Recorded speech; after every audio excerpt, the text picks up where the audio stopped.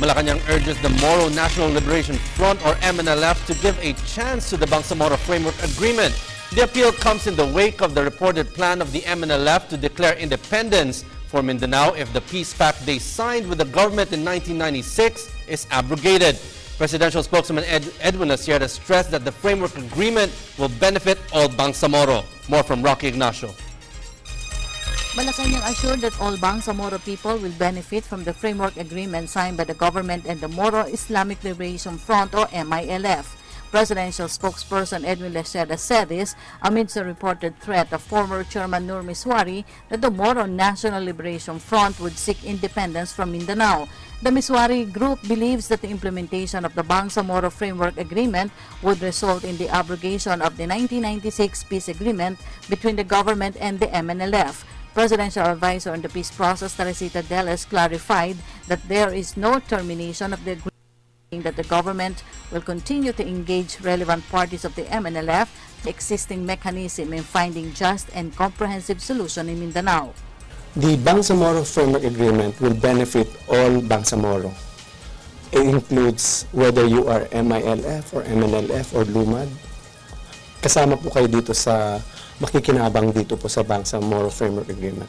Malacanang also expressed doubt that the entire MNLF will support the secessionist threat of its founding chair, Miswari, if the final peace agreement between the government and the MILF is signed.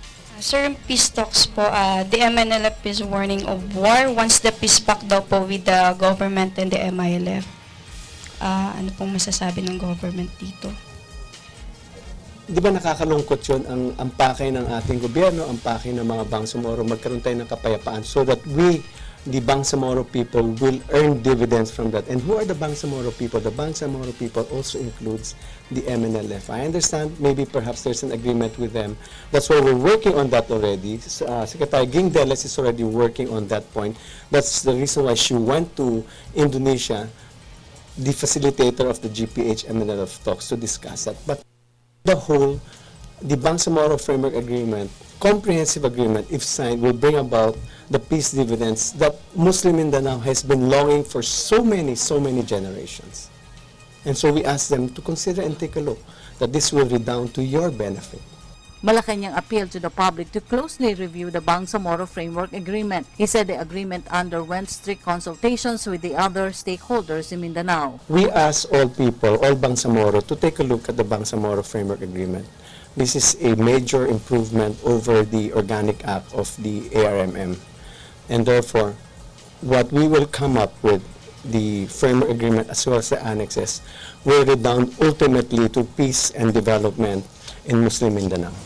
And therefore, we ask MNLF to seriously look into this agreement, not as MNLF, but as Bangsamoro, and it includes everyone, MI, MN, and the Lumads. The government and MILF panels already addressed the hardest issues in drafting a law for the new Bangsamoro.